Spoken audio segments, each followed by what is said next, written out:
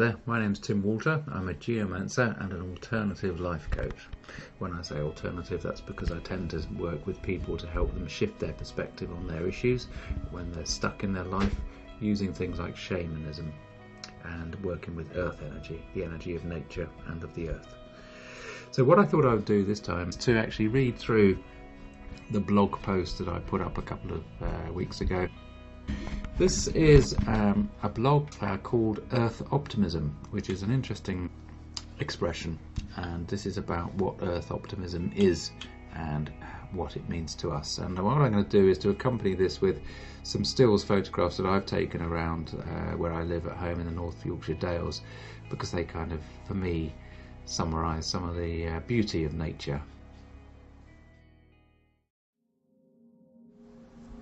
Earth optimism is a recent phrase used to counter some of the end is nigh thinking about what on first sight appears to be a rather hopeless current circumstance here on Earth. It's also a phrase that can help us see the dawn of a new day, or by ignoring it, perhaps we see only the gathering of more darkness at dusk. Surrounded by signs of a major extinction event here at the start of the Anthropocene era, humanity could be forgiven for considering that our best action right now would be to find a dark room and simply wait for the inevitable apocalypse. But despite so much cause for concern over disappearing biodiversity, overwhelming population growth, deforestation, climate change, and the general lack of natural resources for us all, there are also things in this world which can give us a great many reasons to feel optimistic. Earth optimism was a term coined by lecturer Nancy Knowlton at the Scripps Institution of Oceanography in California, when she realised that in teaching she had become caught in a structure that, in her own words, was training our students to write ever more refined obituaries for our planet. It's an attitude that is catching on, as conservation biologist Stuart Pym of Duke University in North Carolina explains. There's a lot of really good stuff going on around the world, he says, where people are working out solutions. These solutions to help end the disastrous downward plight of so many aspects of our Earth's ecology over the previous decades. But we simply don't hear about them on general media or on broadcast news. For instance, between 2004 and 2012, government-led initiatives in Brazil cut the deforestation rates by a whopping 80%. The problem of deforestation is by no means cured, but this sort of action does show that there are ways for indigenous people to help manage the forests as a precious world resource and do it profitably and sustainably. And if it can be done in Brazil, it can be done elsewhere. There is hope too for iconic lost environment issues such as the hole in the ozone layer at the Antarctic. This year sees the hole the smallest it's been for some decades, brought about not only by the ban on the use of ozone-destroying chemicals, but also because the warmer global temperature has raised high pressures which have pushed the hole to its smallest diameter for over a decade. That is Mother Earth fighting back. There are other examples of reasons to feel optimistic too. New species of animals and plants are being discovered all the time, and the dark spectre of a globally unsustainable energy industry has turned a corner for the better. In 2016, global solar capacity jumped by a massive 25%. That's largely due to falling costs of the technology and enormous expansion of green sustainable energy proliferation in China.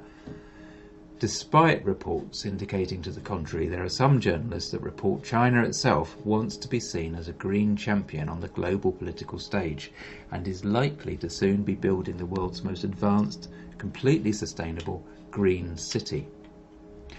None of this in isolation indicates we aren't in trouble. The Earth most definitely is in need of our continued help and assistance. Ironically, just last night on broadcast news, there was a headline that 2016 had the highest concentration of CO2 in the Earth's atmosphere ever recorded.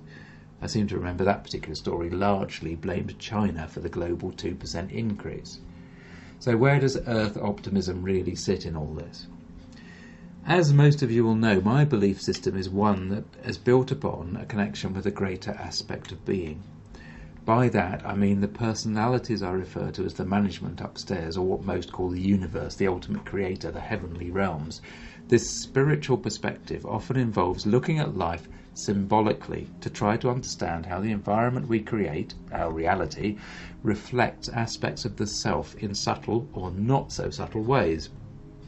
And it does so at every moment of awareness. Now, admittedly, this can sometimes feel like shoehorning coincidences into a container labelled spiritual perspective, when perhaps it's just best to accept the label coincidence instead and move on to avoid brain burnout. But once one gets used to viewing life slightly differently and can start to read one's own language within the symbols that life presents to us, then it's actually quite revealing. Earth optimism is a vital part of an attitude that says it matters how we think. The phrase has come into our awareness, and therefore it has value in our life path. As humans, we are co-creators of this global scene that has been in evidence to the masses for at least the last 50 years or so. It can be viewed either as horrendous, without hope, or with some aspects of progress towards a better future. This world scene is the backdrop to all our lives. It reflects the inner turmoil of our minds here on earth. And to me, the only way to solve the seeming plight of the earth is to find peace for ourselves individually.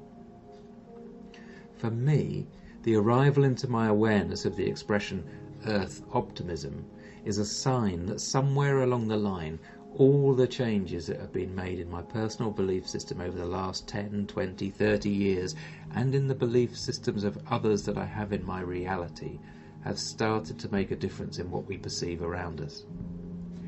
More and more people seem to be finding a spiritual truth in themselves and are heading through healing towards inner balance and harmony.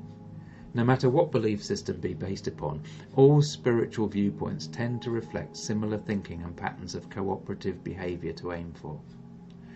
It will only take a proportion of the 7.5 billion souls currently here on this planet to find their peace, to help swing the experience of reality for all of us. By changing our own inner state of being, we change what is found in our outer reality. At the moment, we are presented with ever-diverging extremes, and that is symptomatic of change. Once enough of us have shifted sufficiently in our inner worlds, then no more will the earth be a place of lack, of constant fear, and of outrageous violence. These detrimental aspects of humanity are all echoes we hold in our own personal emotional baggage. We would expect no less, being the generations receding from those ancestors that witnessed 2 world wars in close succession, and in those wars the shedding of life on such an almighty scale of horror. Those echoes have to be passed down and worked out through the generations. And today, as the first snow of this year falls silently on the fields around my home, here in Yorkshire Dales, I find comfort in even having become aware of the expression earth optimism. Of course, we've got a long way to go, but if we focus on the positive power of change, then we have hope. Earth optimism indicates that change is happening, and that change is bringing with it a new day with new opportunities. It's up to us, each of us, to see them for ourselves.